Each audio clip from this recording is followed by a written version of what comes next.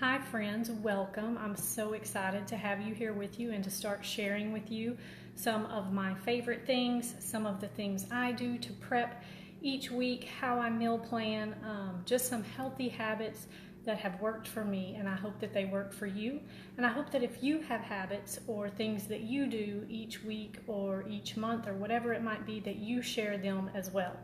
So today I just wanted to go over a few things that I use that make the food prep process a little bit easier for me, and that I just love and I think are things that everyone should have when they start to food prep.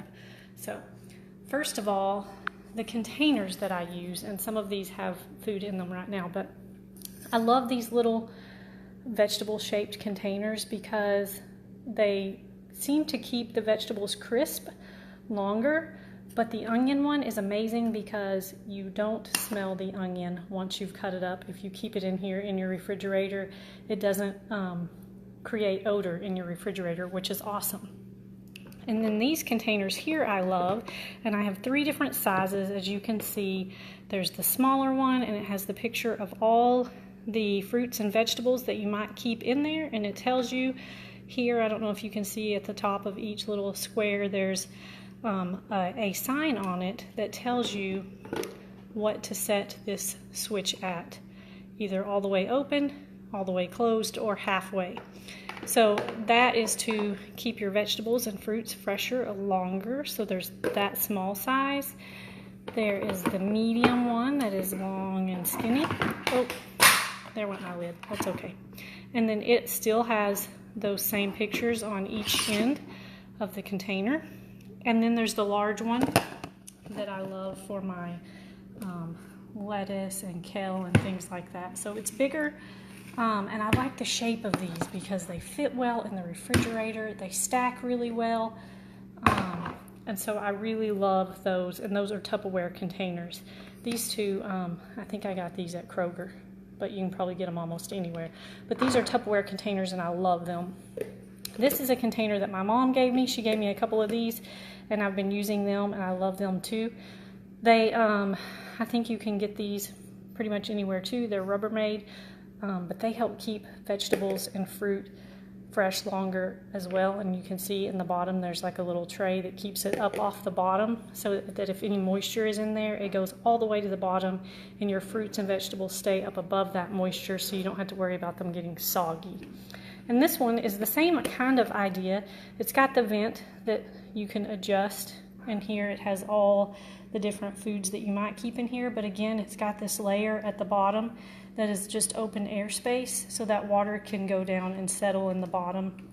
And it also has an interior divider here, so you could keep like blueberries over here, strawberries over here, or whatever, or you can remove it completely and just keep a big thing of spinach or something like that. So this one's really awesome too. I honestly prefer these Tupperware ones just because of the shape.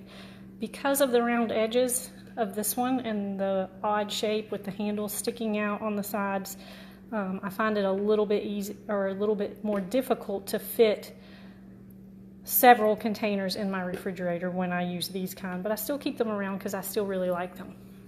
And then containers for homemade dressings and things. This one is also a Tupperware that I really love. I make my homemade dressing and keep it in there, and it's got that spout that kind of keeps you from making a big mess whenever you're pouring. So it's got that easy pour spout, and then it closes really easily there too. So these are really cool for any salad dressings or things like that that you might make.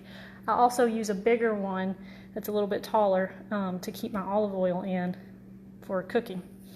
And then there's this one that I believe I got from Target, and it has some of my homemade dressing in it right now. I love this one. And one reason I really like it is because if you can see, I don't know if you can see the measurements on the side.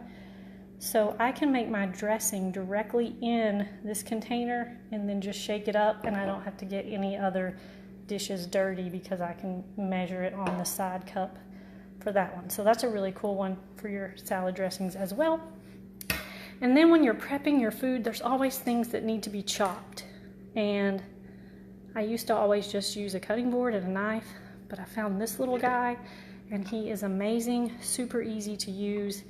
Those blades in there are very sharp, so you do need to be careful, but it will cut just about anything, and it's so simple and easy to use. This is just a pull string. When you put the lid on correctly, it causes the blades to spin, and because there's two layers of, well, actually 3 layers of blades, it cuts them really, really well. The more you pull it, the smaller it cuts the pieces. So I love, love, love this chopper. And let me see. It says chef in, the letter N, chef in on the top. You probably can't see that, but I think I ordered it on Amazon actually. So it's a really good one to think about too. But when food prepping, this is my most favorite tool that I use, and I highly recommend getting one of your own. This is a salad spinner. This is actually probably my 3rd or 4th salad spinner that I've been through over the years, but I love it. There hasn't really been one that I didn't enjoy using, but this one's really cool because it's got a pull bar instead of a string. Like one of my other ones had a string, and then I had one that had a crank that you had to sit and crank and crank and crank, but this one's really easy to use. And then it's got this button that you push that will stop the spinning. It's got a pour spout if you want to empty out the liquid, but what's happening when you pull that bar is that it's spinning this bowl inside.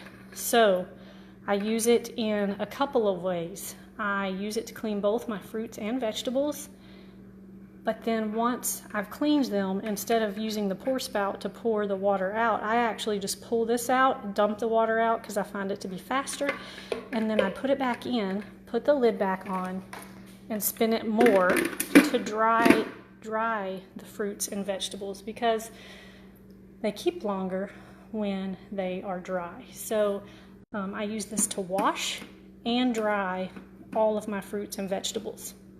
So I highly recommend getting some kind of salad spinner if you do not already have one. This one I got also on Amazon. And then when I'm cleaning my vegetables and fruit in here, I spray with my own fruit and vegetable wash. I know there's a label on the bottom of this, but that's just the container. I mix this up myself. I use the green measurements, so I do 16 drops of lemon oil, a cup of water, and a cup of distilled white vinegar. Shake it up, spray it directly on my fruits and vegetables, and let it sit for just a few minutes. And then I do that while they're in here, and then I go ahead and fill it up with water, spin it around a couple of times, let it soak a little bit longer, and then I remove the basket, pour the water out. I just lightly spray the red basket full of whatever fruit or vegetable I have in there with water, and then I put it back in there and spin it until, the water's going to collect. You're going to see it in there. You'll probably have to take the basket out a couple of times and pour out the bowl and spin it again. I usually spin it, 2 or 3 times when I notice there's not much water left in the bottom of the bowl. And then I'll lay them out on a like a dishcloth, not a dishcloth, a drying towel, and let them dry even more. Like I said, I like to put them in the container as dry as possible because they typically last longer. And then the things that I don't wash in here, like a whole bell pepper or a cucumber or something that I keep whole, apples, things like that, I still spray them.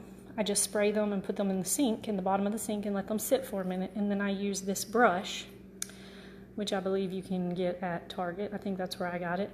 And scrub them a little bit and then rinse them off with water, and they're clean and ready to be stored.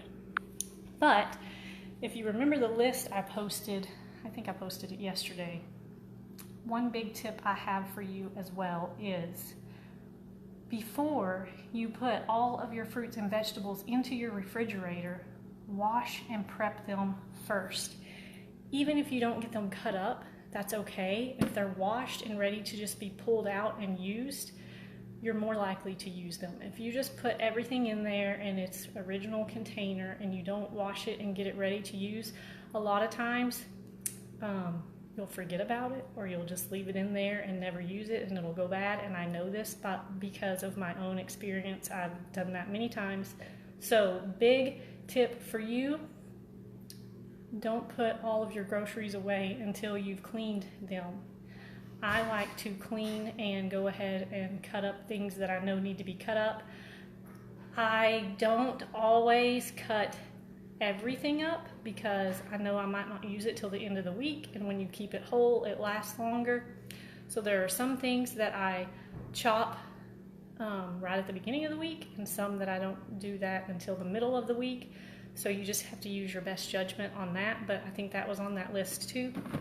What else? Always make a grocery list and stick to your list. This is super important if you, first of all, have a meal plan that you plan to follow, and second of all, so that you're not going to the store and buying a bunch of junk or a bunch of extra stuff that you don't need, or maybe you're not going to use and it's just going to sit and go bad. So stick to your list. Make sure you create that meal plan, you figure out that grocery list, and you stick to the list. Then when you come home, wash things before you put them away. If they need to be chopped up, go ahead and chop them up. If not, wash them, put them in the refrigerator clean so they can be chopped up and used later.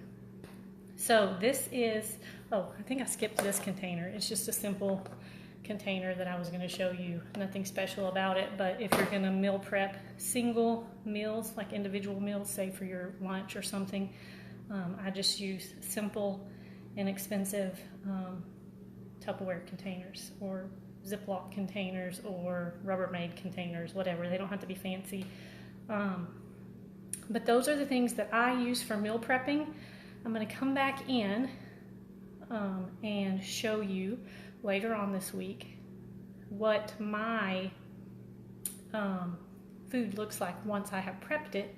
I also have other videos that I've made in the past that I'm going to share with you on meal prepping, because as your seasons change in life, the way you do things change, or at least it should, to fit your needs at that time. So when my kids were younger, I didn't need to meal prep as much stuff because they didn't eat very much. But now that they're getting older, I have to meal plan and I have to meal prep a little bit differently than I did in the past. So I have several different videos that I've made over the last few years, and I'm going to share all of those with you, and then I'm going to share with you how I do it now. So hopefully one of those versions or something similar to them will work for you. Like I said, if you have anything of your own to share, I welcome you to share that within the group. We're here to help each other, encourage each other, and learn from each other. So I'm excited to get this group going. Those of you who jumped on with me, thank you so much, and I look forward to seeing all of you in the group later on this week. Have a great evening and get to meal prepping.